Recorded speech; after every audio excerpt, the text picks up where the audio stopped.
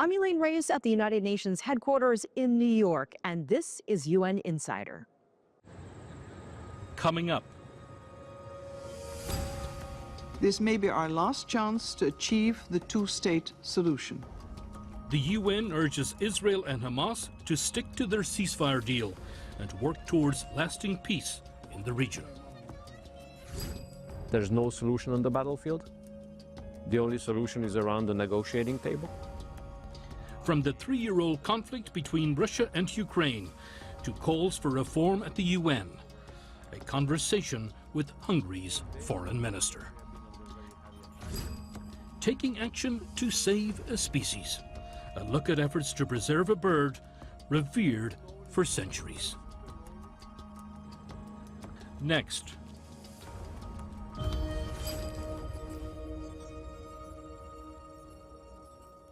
The first phase of the ceasefire between Israel and Hamas has held for weeks, but there is still a lot of uncertainty about what the future holds for Gaza, the Palestinian people, and the wider Middle East region.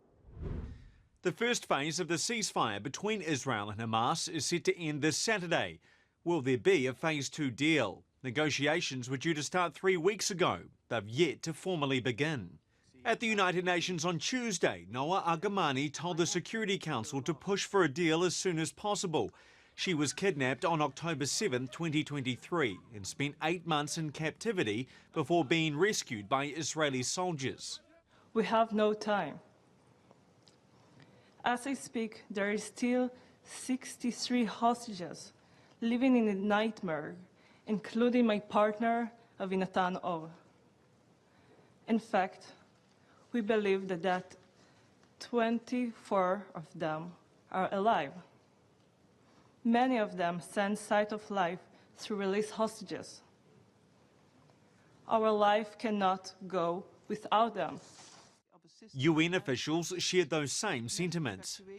The resumption of hostilities must be avoided at all cost, and I call on both sides to fully honor their commitments to the ceasefire deal and conclude negotiations for the second phase.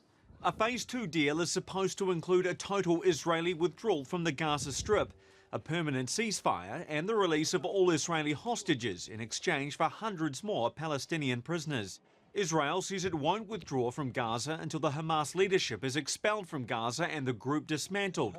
But Hamas insists it won't hand over the last hostages until Israel's withdrawal is complete. US representatives told the Security Council any long-term plan for peace requires Hamas to be removed and said bold thinking is required to achieve a solution.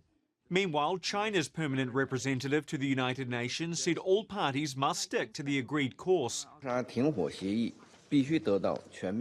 Gaza ceasefire agreement must be fully and continuously implemented to ensure a permanent ceasefire. We are gravely concerned about the recent violations of the ceasefire agreement. With the clock ticking down until the 6-week peace agreement expires in the coming days, Israel and Hamas appear at odds over how to move forward, increasing the risk of renewed fighting. Mitch McCann, CGTN, New York.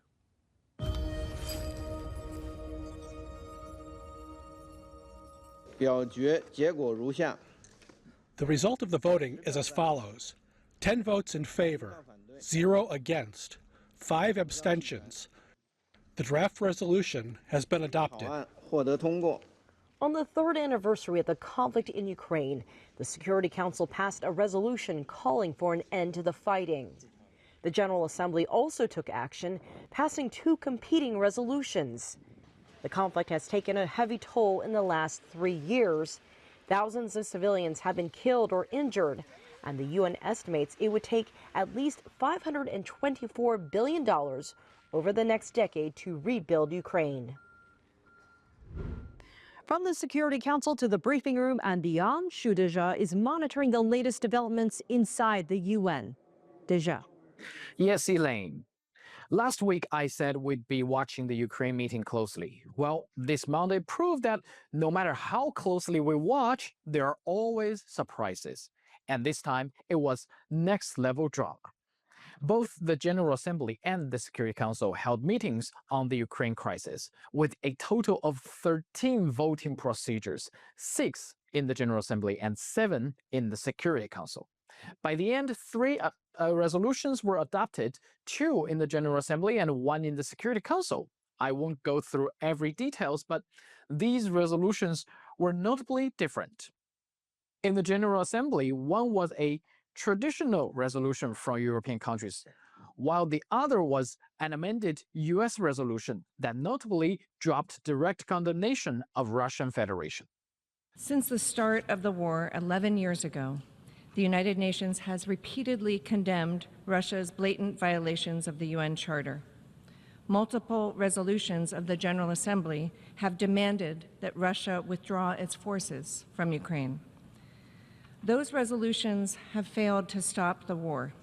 It has now dragged on for far too long and at far too terrible a cost to the people in Ukraine, in Russia, and beyond. What's even more interesting is that after the amendments, the US actually abstained from its own draft. However, the US had the option to withdraw the draft before the vote. If they had, the European resolution would have been the only one adopted, something that US may not have wanted to see. Well, in the Security Council, efforts to postpone the vote and amend the US draft all failed. As a result, the US draft was adopted with the support of the US, Russia, and China. How will this shift in international community stance on Ukraine? We'll have to keep watching closely.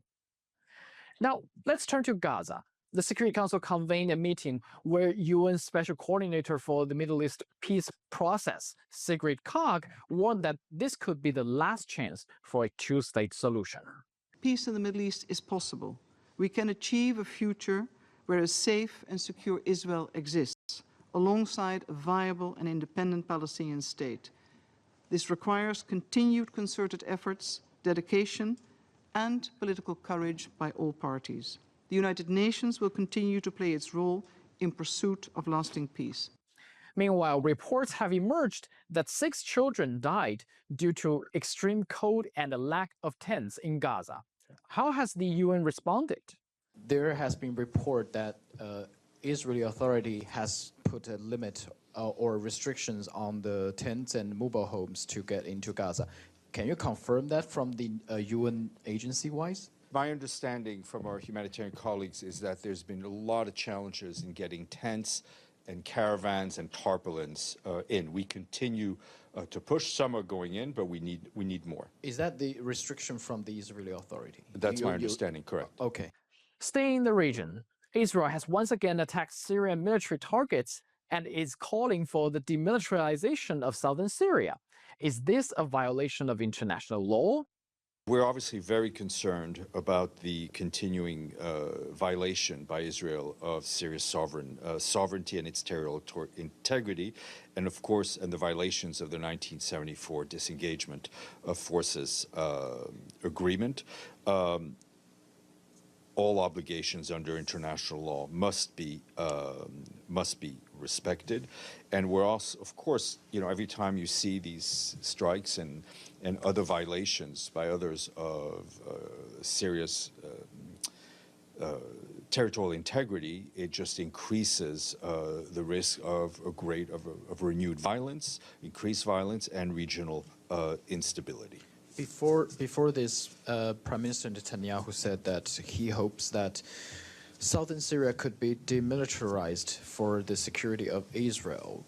But who is for the security of Syria?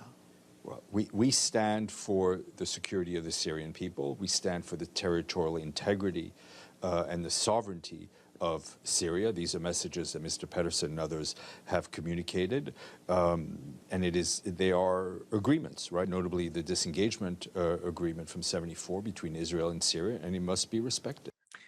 And finally, this marks the last week of China's presidency of the Security Council. What do other nations think about China's leadership this month? Let's hear from Pakistan's Deputy Prime Minister, Ishaq Dar. I compliment China to have picked up a very timely subject, multilateralism debate. So we would also work on things which would be more welcome by almost, if not all, but vast majority of the members of the UN. And that's all from me for now. Back to you, Elaine. Shudeja, thanks.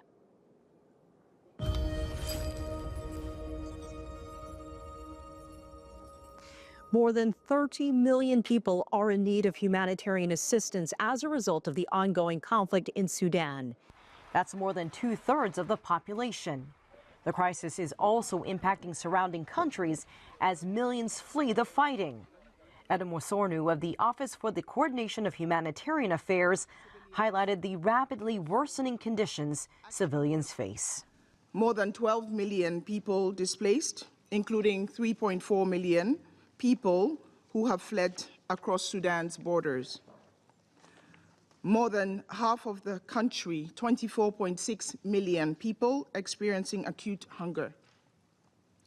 A collapse of health services, millions of traumatized children cut off from formal education, relentless patterns of sexual violence.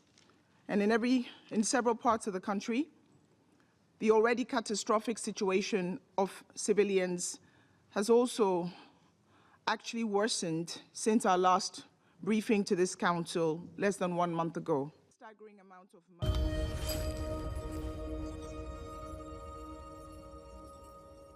Let's take a look at some of the other issues on the UN's agenda. From our side in the CBD, our message is very clear. Biodiversity is for us the foundation of food security and the foundation of nutrition. And agriculture, as we know it, we believe, would collapse without healthy biodiversity. Astrid Shoemaker, Executive Secretary of the Convention on Biological Diversity, joined delegates from more than 150 countries this week in Rome. They're resuming the COP16 conference on biodiversity. The first session in Cali, Colombia, closed last year without a final agreement. Surging violence in Haiti has forced more than 6,000 people from their homes in just the last month. Overall, more than 1 million Haitians are internally displaced. Nearly half of Haiti's population is in need of humanitarian assistance. Human rights, from the right to food and adequate housing to the rights to health and education and freedom of speech, are for everyone. Volker Turk, the UN's High Commissioner for Human Rights, called for an all-out effort to ensure human rights around the globe.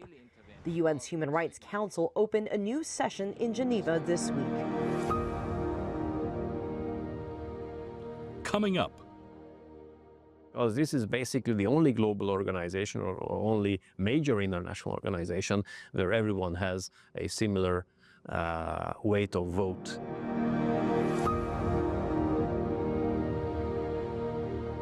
UN Insider.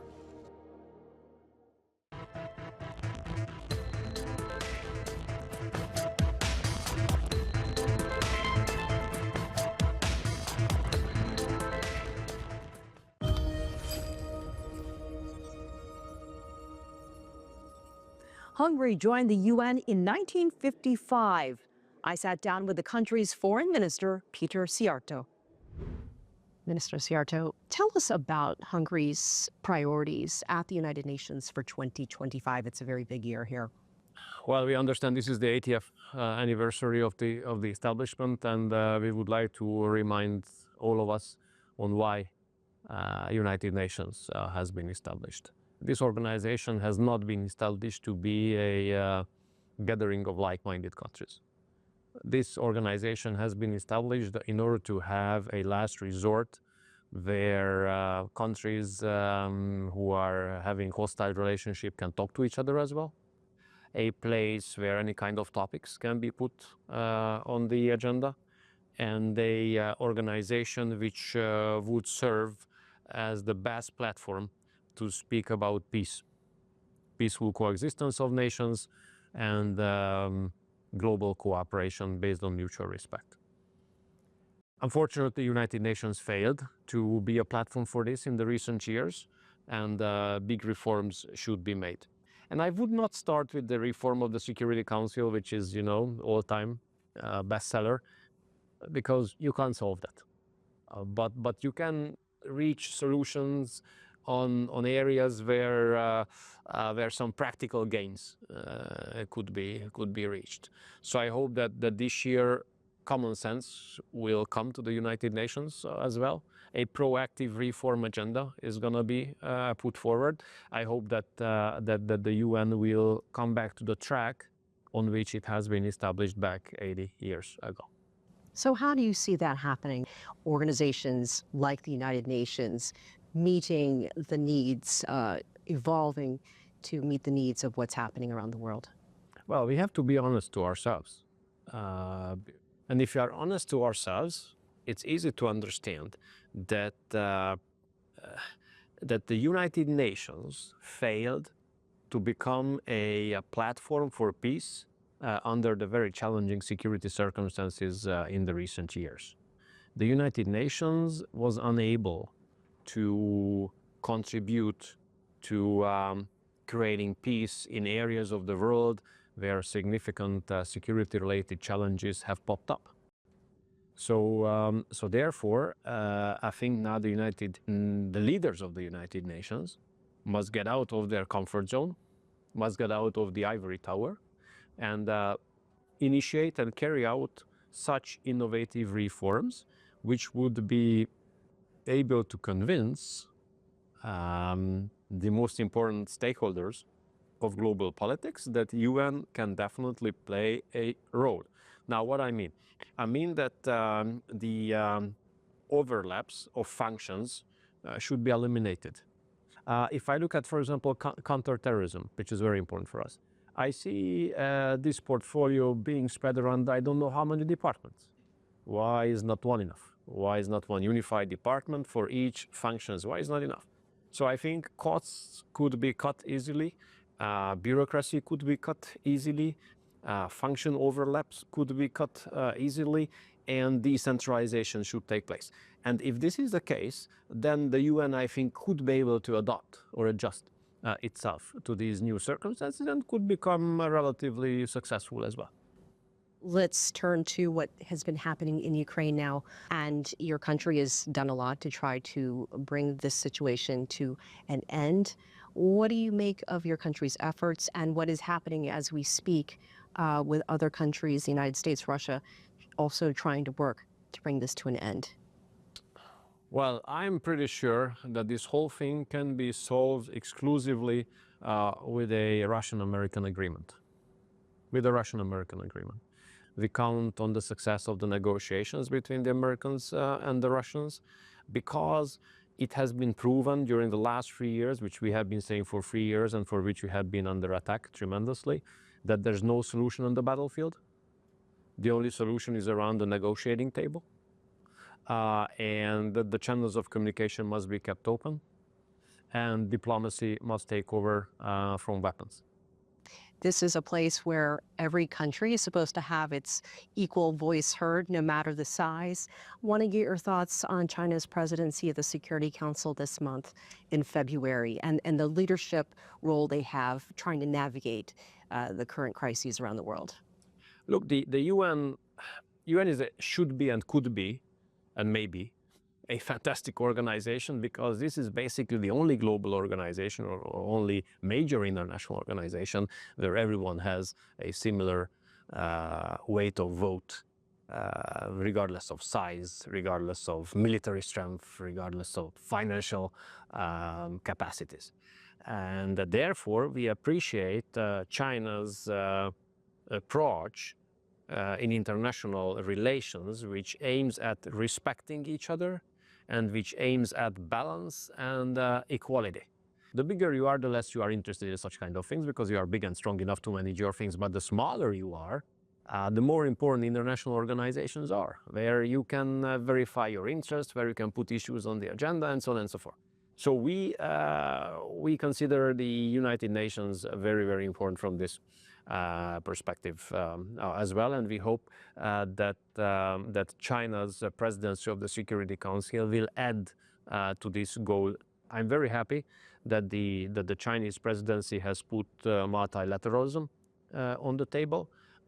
we are usually supporting China's global initiatives.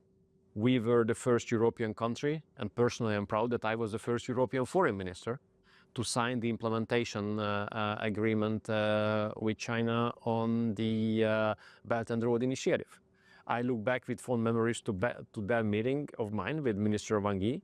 Today we met for the 22nd occasion since we have been serving together as the foreign ministers for a long time. 22nd occasion for personal contact. I think that shows the significance we both attach to this relationship. So we applaud China's approach when it comes to mutual respect in international relations, when it comes to balanced approach, unbiased approach, and the equality of the countries.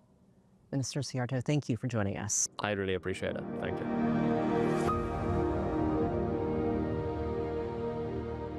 UN Insider.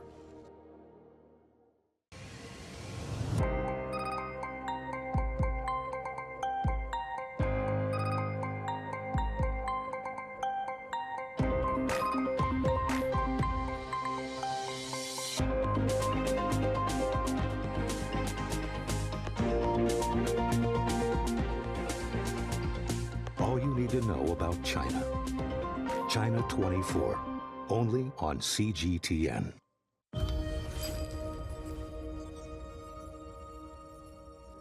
Around the world, more than 1 million species are under the threat of extinction. About $143 billion goes toward conservation every year. But that falls short of the estimated $824 billion needed. Next Monday marks World Wildlife Day. It highlights efforts to preserve the wildlife and biodiversity around the world. In Central America, a bird with links to ancient cultures is also a symbol of modern conservation.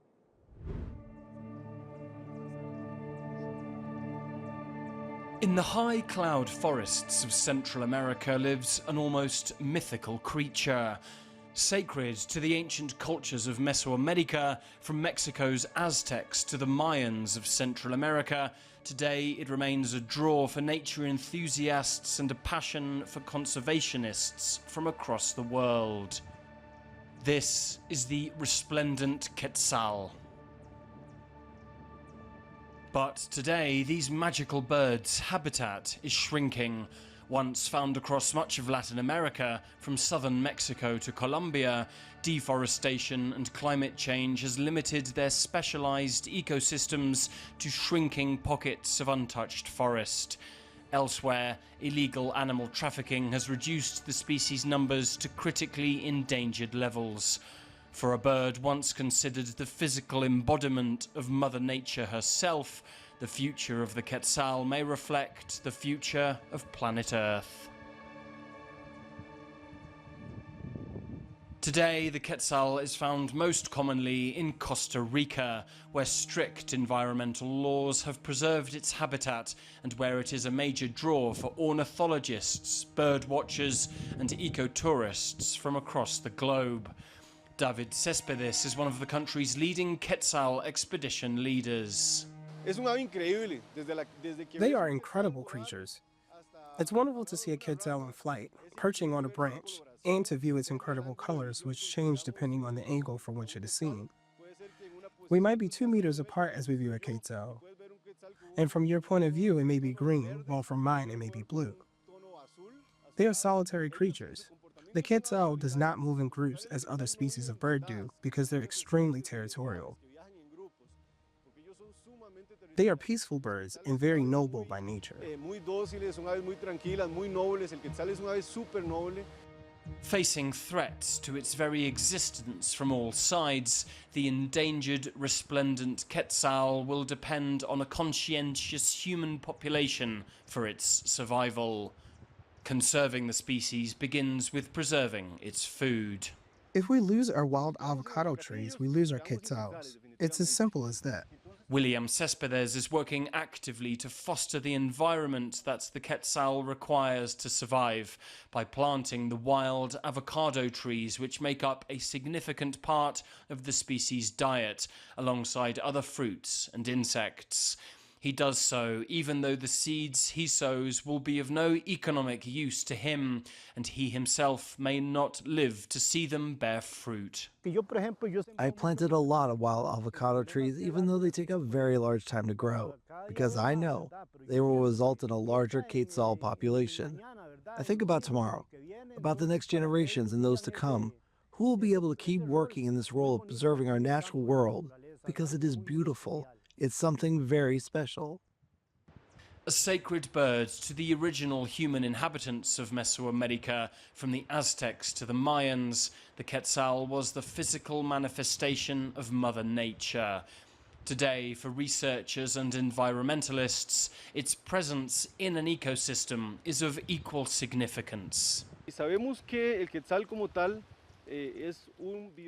The quetzal is a bioindicator in its forest environment. If we see that the species is present, it is proof that the forest is healthy and following its natural course without human or external influences causing imbalance within the wider ecosystem.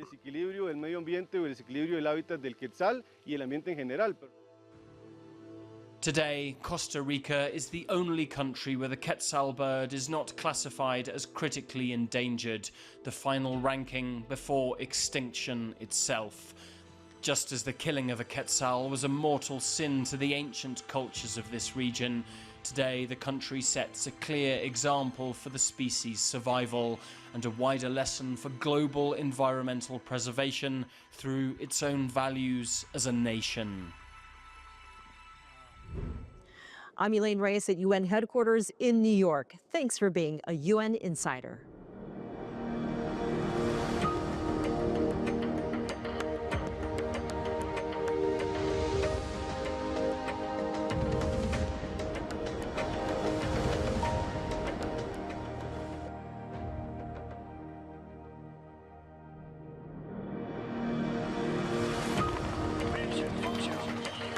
I'm Elaine Reyes at the United Nations headquarters in New York, and this is a special edition of UN Insider. UN Insider serves as an important window for the global audience to better understand multilateral diplomacy. It's very important for the media to cover the United Nations, to seek to understand and tell the story in ways that the average person in the street can understand. I think it's very important that the media should contribute to conveying important messages about the reality of today's challenges. UN Insider has come to the UN, and we at the UN are so grateful to have it here. It is the only dedicated TV program to what is happening in the UN, and it is reaching so many people with, as it says in its title, inside the UN stories. Media plays an important role in providing